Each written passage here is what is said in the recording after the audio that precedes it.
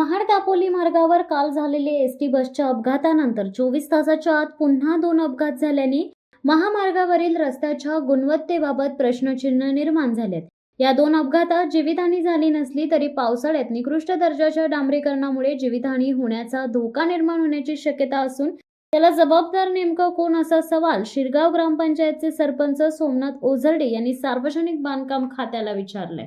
महाड दापोली मार्गावर शनिवारी दुपारच्या सुमारास स्वारगेट एसटी डेपोची विनेरे स्वारगेट या बसला करंजाडी बुधवाडी येथील रस्त्यावर झालेल्या अपघातात 15 प्रवाशांपैकी 7 प्रवासी चालक वाहकासहित जखमी झाले होते।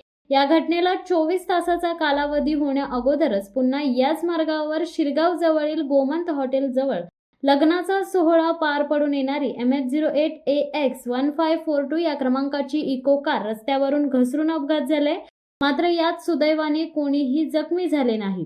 महाड दापोली मार्गावर रेवताळे आंग्रेकोंड येथे MH067853 ही टाटा कंपनीच्या तुडील येथील आरिफ देशमुख मालवाहतूक टेम्पो रस्त्यावरून घसरून अपघात झाले। या घटनेत देखील कोणीही जखमी झाले नसले तरी रस्त्याच्या डांबरीकरणावर असलेल्या निकृष्ट दर्जाच्या डांबरीमुळे हे अपघात घडत असल्याचे पुन्हा एकदा सिद्ध झाले आहे। महाड दापोली मार्गावरील शिरगाव फाटा ते लाटवान फाटापर्यंतचा रस्ता असाच डांबरीकरणाच्या निकृष्ट दर्जाच्या कामामुळे निसरडा झाल्या असल्याने पावसाळा सुरू होण्यापूर्वी अवकाळी पावसामुळे असे अपघात घडत असताना ऐन पावसाळ्यात या मार्गावर जर अपघात झाले तर याला जबाबदार कोण असा सवाल शिरगाव ग्रामपंचायतचे सरपंच सोमनाथ ओझरडे यांनी सार्वजनिक बांधकाम महाड येथील उपविभागीय अभियंता यांना विचारलाय।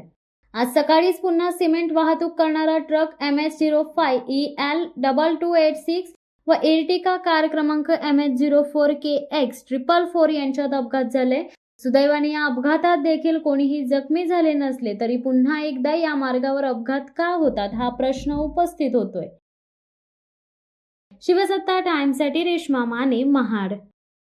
दे धडक बेधडक वृत्त देणाऱ्या आपल्या शिवसत्ता टाइम्स न्यूज चॅनलला लाल बटन दाबून सबस्क्राईब करा आणि बेल आयकॉनला क्लिक करायला विसरू नका।